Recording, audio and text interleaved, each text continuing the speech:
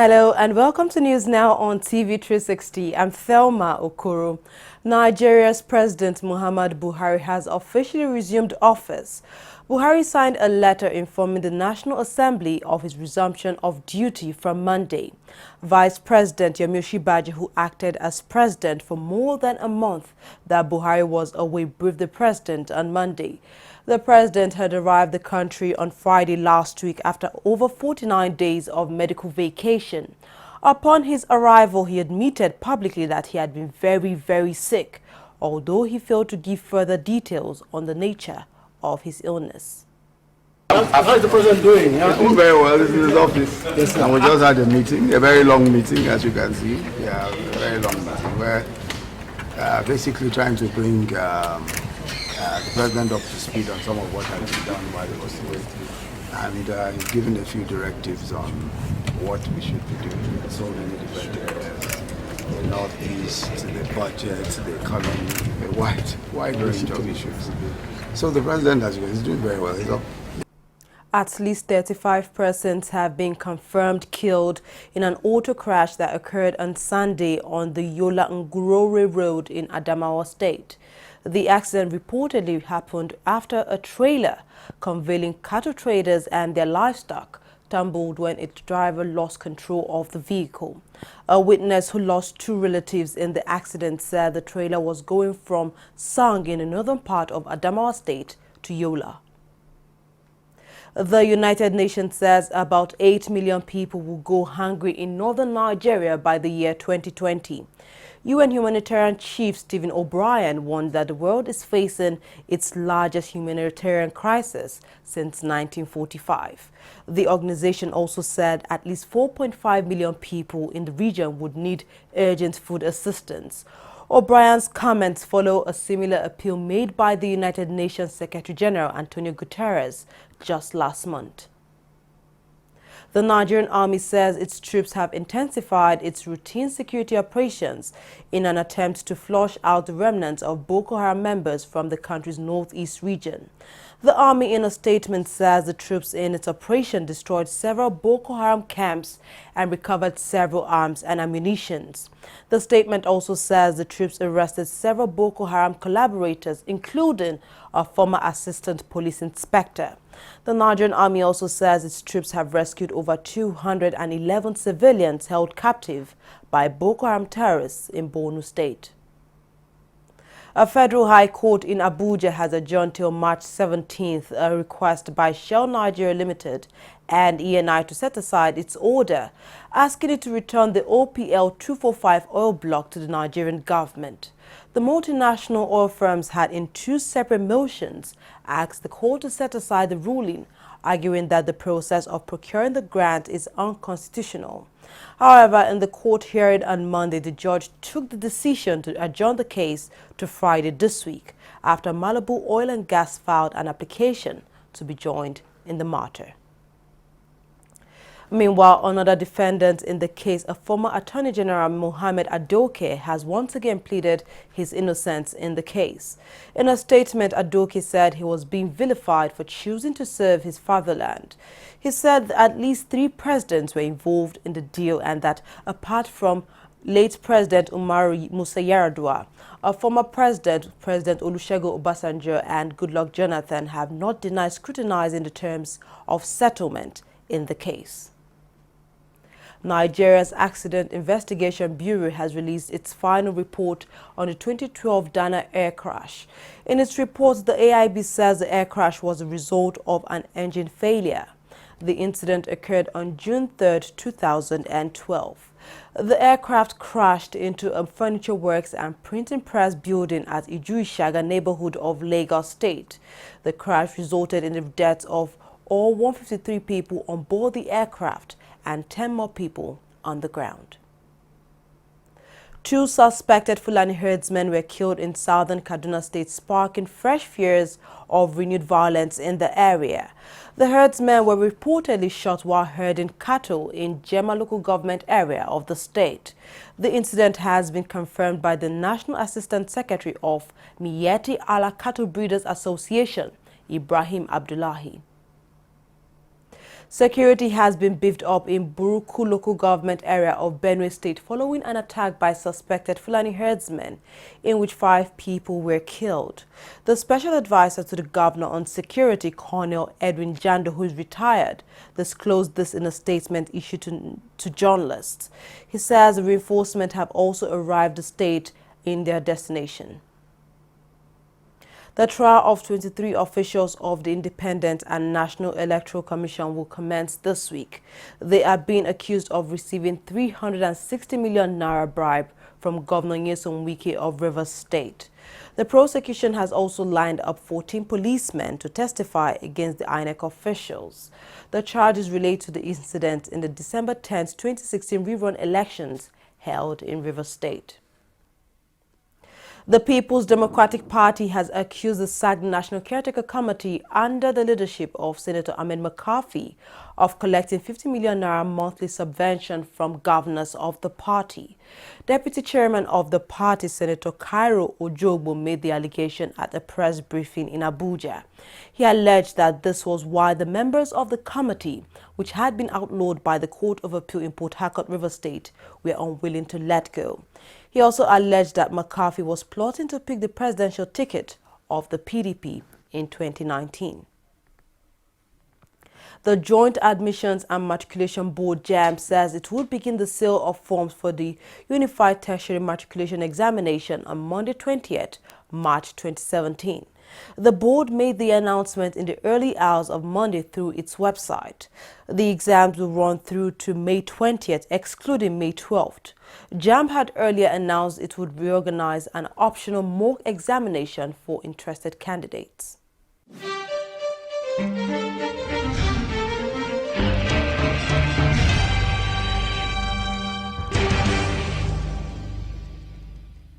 Corruption not in my country. What is wrong with you? Man saying no. Say that I drew for more than 1 hour. Ìyá mi, ọ̀rọ̀ yín náà ni mò ń ṣe. Ọ̀rọ̀ yín náà ni mò ń ṣe. Ká kúrò fún Ọlọ́run. Ká satisfy yín níbi ọ̀rọ̀ yín náà ni mò ń ṣe. Ẹ wo jẹ́ ká lọ jàre. Ká kúrò nbí báyìí. Ẹ jọ̀ọ́ ẹ má bínú. Hello ọ̀gá. Màá dọ́dọ̀ yín lẹ́sẹ̀ yín. I am assure you 5 minutes. Màá dọ́dọ̀ yín ẹ gbà bẹ́ẹ̀. You are deceiving another customer just like you deceived us. The same way he deceived us. Eh? Why? Ètò ni iṣẹ́ yìí. Bó o bá kúrò ò lè jẹun, ò lè jẹun. Bó o bá kúrò ò lè jẹun ìyá mi. Bó o bá kúrò ò lè jẹun. Workshop mi lélẹ́yìí. Ibi tí èèyàn bá ti ń ṣe ló ti ń jẹ. Ìyẹn ló ń pè ní workshop. Ibi tó bá ti ń work ni kó má ti shop. You cannot base your business on lies. Koda now, it is corruption and it cannot work. Not in my country. Corruption not in my country.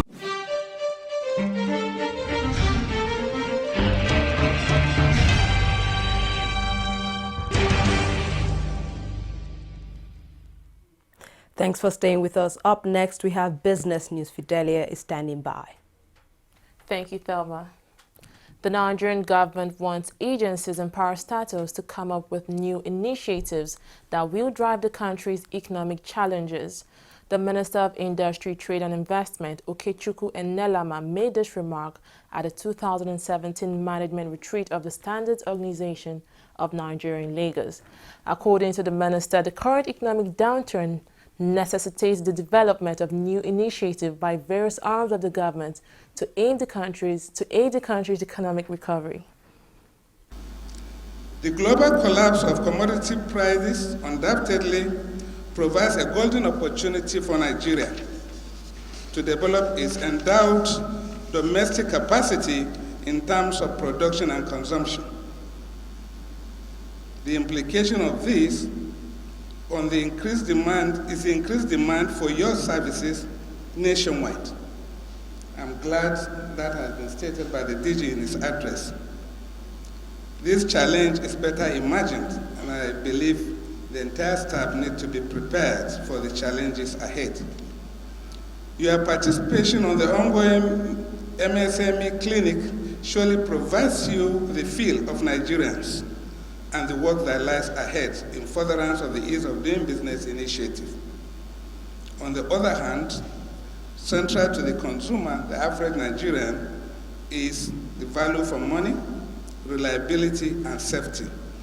all pivot to your mandate. Recent feats achieved by the enforcement team of your organization that apprehended the over 5 million worth of substandard tires is commendable, considering the safety implications on the Nigerian citizens. Will be pumping fresh dollars into the foreign exchange market this week.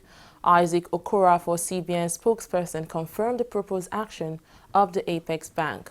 Okorafor also cautioned dealers in forex exchange not to engage in any unwholesome practice that is detrimental to the smooth operations in the market, warning that CBN would impose heavy sanctions on any organization or officials involved in such acts.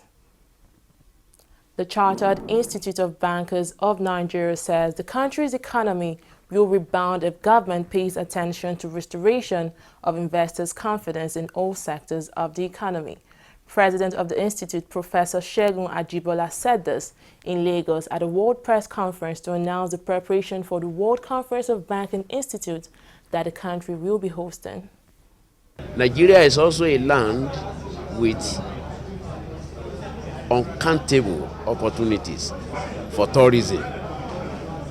In fact, the financial tourism aspect of the conference, which Lagos State government has keyed into, is another opportunity for us to show Nigeria with its tourist attraction. We know that there are so many economies of the world today that earn their foreign exchange from tourism. Nigeria has more than enough in terms of tourist attractions to generate the much needed foreign exchange. This conference will be an opportunity to re-emphasize that particular point. It will also be an opportunity for operators and regulators in the Nigerian banking and finance industry to mix the best hands from all over the world, to network, to cross-fertilize ideas, leading to new relationships, leading to new friendship, and leading to new and emerging transactions, and also learning the best standards from others from all over the world. These are some of the benefits we expect that conference to offer Nigeria and Nigerians. On his part, Chairman Organizing Committee Segun Aino said the theme of the conference, Rethinking the Future of Banking and Finance and Long Life Learning, will afford the Nigerian banking industry understand the impact of technology and globalization on the financial services sector. Increasingly, we are going to see technology playing very leading roles in the way banking services are delivered. And some of these things are also going to be examined during that process, so that banks can think about how to treat the issue of coming up with new cost-efficient products. And when you have cost-efficient products, the cost of running bank services will be reduced, and of course the banking customer will also benefit. And we also want to make sure that there is continuous learning in the banking industry, and that this concept of learning and earning on a continuous basis, so that you can adapt your skills and competencies to new thinking and the future. Because the future is what we are really looking at. About 70% of 115 million Nigerians are under 35 years. These are the technology savvy people who want to know exactly about, who want to transact banking business, not in the banking hall, but on the internet and so on and so forth. Bankers that are going to deliver those services must also be technology savvy. They must know the trend of technology. They must know what customers want and so on. So bringing people from all over the world to come and talk about this will let us know what are international best practices in these areas, and see how we can transfer that into the future of banking in Nigeria. The President has also addressed the issue of the role for Nigeria and the Global Banking Agreement Standard Board. This has been something that has been on since 2011, and Nigeria was part of it when it started in Bahamas, with the President of the institute that was there then, and it's been going on and on. But recently, when we were then told to take over the leadership, and starting from about 4 or 5 institutes that were showing interest then, when the Nigerian institute took it over, now we have 21 institutes, and the number is growing. So that has shown that the international community respect Nigeria, respect the Chartered Institute of Bankers of Nigeria, and I'm sure Nigeria will continue to play very, very, very, very leading role post the inauguration of the board. Over a year, inflation is somewhere above 18 or nearly 19%. But banking is one very strongly regulated business. So despite all these challenges, bank tariffs have not been changed. It still remains what it was, but because we're a highly regulated business, tariffs have not been changed yet. Banks continue to trudge on. You know what the price of diesel was then and what it is now. Price of petrol, and all sorts of prices. So yet, banking tariff remains what it is. So that even tells you that banks, if you ask me, have been quite understanding in helping customers weather the storm as it is. I think that's only fair to comment. If we are not that regulated in some other businesses, it becomes whatever price you fix, buy it or leave it. But in banking, it's not like that. So you will agree that banks, in my opinion, have tried to stay the course despite challenges. Oil hovered around 3 months low on Monday as rising U.S. inventories and drilling activities offset optimism over OPEC's effort to restrict crude output. Brent crude was up 4 cents at $51.41 a barrel, while Urals crude fell 5 cents to $48.44 a barrel. The price has fallen by more than 8% since last Monday, its biggest week-on-week drop in 4 months. Well, that's all on business. More stories coming up. Don't go away.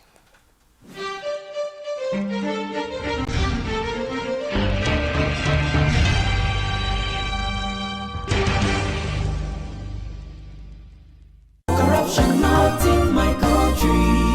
Mr. Job! Mr. Job! What is it now? What is it now? Please turn down the volume of your music. It's too loud. And how is that your business? It is disturbing me. I can't sleep. And the same way you are disturbing my right to good music and where I enjoy it. What's wrong with you? Is any other person complaining? Maybe we thought that you have lost your mind. Are you having a party? I'm just respecting you, sir. You remember I paid my husband too. You will not understand why we are complaining because you do not care about other people except yourself. Look, the transformation we need in this country begins in this compound. Yes, now. From you, and I. This your selfishness is an offshoot of corruption. And corruption not in my country. Go to your bank. Oh. Corruption not in my country.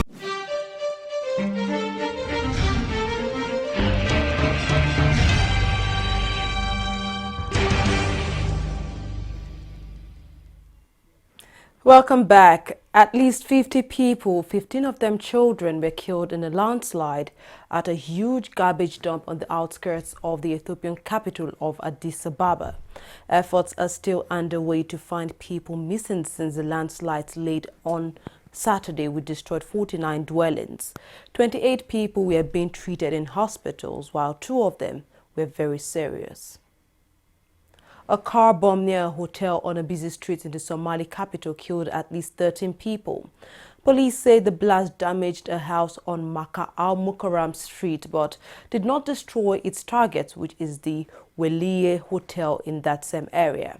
A spokesman for Somali Islamist insurgents group Al-Shabaab has claimed responsibility for the attack. Moving on to sports stories, now Rivers United moved one step closer to the group stages of the CAF Champions League after a resounding 3-0 victory over Sudanese side Al Merrikh. 2 goals from Guy Kumian helped the team to secure victory. Meanwhile, it was a different story for Nigerian champions Enugu Rangers, who are on the brink of an exit from the tournament. The Eastern-based side needs to score at least 3 goals in the second leg after falling to 4-1 defeat against Egyptian side Zamalek. The Football Association of Malawi has notified the Confederation of African Football of its decision to withdraw from the 2018 CHAN and 2019 AFCON qualifiers. In a statement, FAM cited a lack of coach and poor finance as its reasons for withdrawing from both tournaments.